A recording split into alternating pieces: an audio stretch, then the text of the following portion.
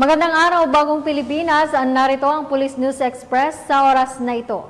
Ligtas at tahimik na undas, tiniyak ng iba't ibang kapulisan mula sa Mimaropa.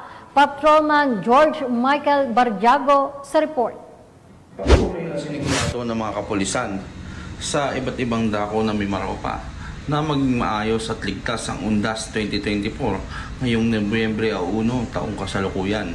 Nagsagawa ng Police Visibility at Police Assistance Desk ang mga kapulisan sa lahat ng sementeryo sa rehiyon ng Mimaropa. Ito ay upang mapanatiling maayos at ligtas ang mga taong bibisita sa kanilang mga yumaong mga kamag-anak sa sementeryo. Calapan CPS personnel,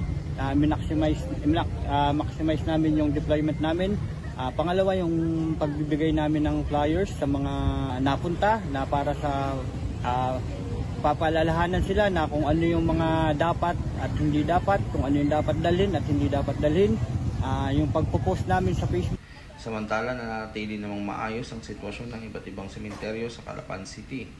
Nangako naman ang pamunuan ng Police Regional Office Mimaropa na patuloy na maglilingkod ng tama para sa maayos at tigtas na Undas 2024. Mula dito sa Lazareto Public Cemetery, ako yung PNN correspondent, Patrolman Barjago, alagad ng batas, tagataguyod ng Balitang Pulis. Maraming salamat, Patrolman Barjago. At para sa iba pang napapanahong balitang pampulisya, laging tumutok sa Police News Network, alagad ng batas, tagataguyod ng Balitang Pulis. Ako po si Police Senior Master Sergeant Vanessa Villanos, nagbabalita para sa Police News Express.